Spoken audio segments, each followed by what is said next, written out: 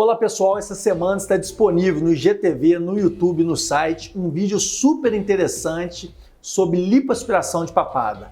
Aquele famoso pescoço de pelicano que leva um contorno facial tão indesejável por perda de definição da mandíbula, com envelhecimento da face, sendo uma queixa muito frequente no consultório. Hoje eu fiz mais um vídeo sobre essa área, mas explicando a diferença sobre retirada de gordura com lipoaspiração, quando o paciente tem, ao invés de gordura, flacidez ou quando é uma associação de acúmulo de gordura e flacidez. E como nós abordamos esses três tipos de pacientes, essas três queixas de uma melhor maneira, de uma forma mais efetiva. Entra lá e confira que está muito interessante esse vídeo.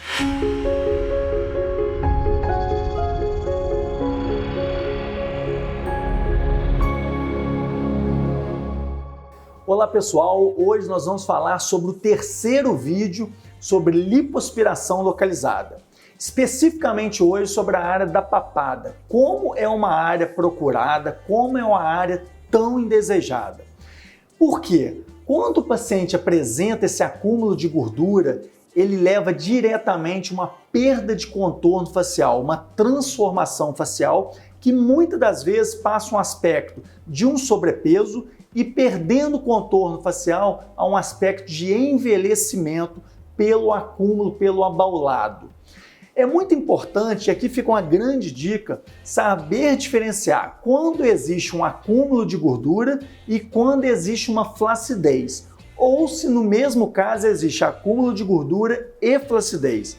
Esses três pontos são fundamentais em como nós vamos seguir e decidir pelo procedimento. Quando o paciente é jovem e por questões genéticas de sobrepeso tem apenas acúmulo de gordura, esse paciente pode realizar apenas uma micro lipoaspiração, uma pequena lipoaspiração da área de forma simples, rápida e com um benefício muito grande para o desenho da mandíbula, para o contorno facial. Ou seja, ele faz aparecer mais o contorno da mandíbula, valorizando a sua face, dando um aspecto mais jovem. Sem dúvida alguma. Para o segundo caso, que a gente avalia, que a gente toca e a gente vê que o acúmulo de gordura é muito pequeno, que na verdade existe uma flacidez, para esse paciente a gente contraindica a lipoaspiração. Se a gente realizar a lipoaspiração nesse paciente, mesmo que ele tenha uma pequena quantidade de gordura, a chance da gente acentuar essa flacidez é muito grande. E aí piorar o problema dele e depois ficar difícil da gente, com os tratamentos ambulatoriais de consultório, a gente conseguir reverter essa flacidez. Então, para esses casos, a gente já indica de imediato os bioestimuladores ou as tecnologias, seja laser, radiofrequência ou ultrassom micro e macrofocado. Então, para esse caso, o tratamento é consultório, é aparelho, é tecnologia, são os bioestimuladores. Agora, o caso que tem acúmulo de gordura e flacidez, a gente pode realizar a lipoaspiração, mas orientando o paciente da importância e da necessidade da continuação do tratamento com as tecnologias laser, ultrassom ou uma boa radiofrequência e os bioestimuladores, além da lipoaspiração. Este paciente ele não pode somente realizar uma pequena lipoaspiração da área da papada. Então é muito importante quando for fazer uma avaliação, quando vocês forem tirar as dúvidas com o seu cirurgião plástico, vocês fazerem esses questionamentos e entender com ele, conversar qual que é a melhor indicação para vocês.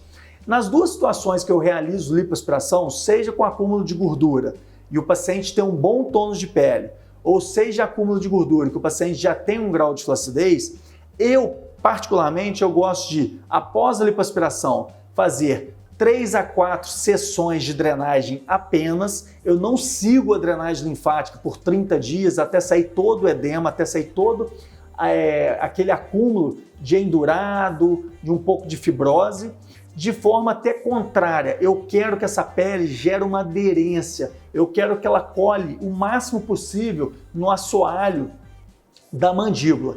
Com isso, eu realizo na minha prática diária, o que eu gosto de fazer é realizar de 3 a 4 drenagens, ou seja, na semana seguinte, segunda, quarta e sexta. Na segunda semana, já entrar com tecnologia, que na maioria das vezes, no primeiro momento, eu já entro com uma radiofrequência. Com isso, eu estimulo a bioestimulação, eu estimulo o processo cicatricial para aumentar a aderência. que a gente pode observar com isso é uma manutenção um pouquinho mais prolongada de um endurado. Não é visível, mas quando você toca, você sente essa área um pouquinho mais endurecida, como se fosse realmente fibrose. Mas se ao contrário, se eu só faço drenagem linfática, eu solto essa pele, você não sente esse endurado, quando você for avaliar esse paciente com 4 a 6 meses, já está com flacidez da área. Então o que realmente a gente quer é aderir essa pele. Então a gente estimula essa cicatrização, vai ter um período de 2 a 3 meses de um pouco de endurado, mas é a melhor maneira, na minha opinião, de garantir uma cicatrização e uma colagem, ou seja, uma fixação, uma aderência da pele no assoalho da mandíbula, melhorando o contorno e diminuindo o risco de fazer flacidez no futuro, 4, 6 meses após uma lipoaspiração. Existem outros meios de fazer a lipoaspiração ou a queima de gordura, na verdade a queima de gordura da área da papada, que é a criolipólise ou as enzimas injetáveis. Eu, como cirurgião plástico, como a gente tem no nosso arsenal essa micro lipoaspiração, essas pequenas lipoaspirações, eu não acho que esses tratamentos sejam tão efetivos quanto uma pequena lipoaspiração. Mas, para aquele paciente que tem medo, aquele paciente que não quer se submeter, mesmo que seja uma pequena cirurgia, por receio, por medo, por insegurança naquele momento, a gente pode usar desse artifício e também melhorar o contorno facial dessa área.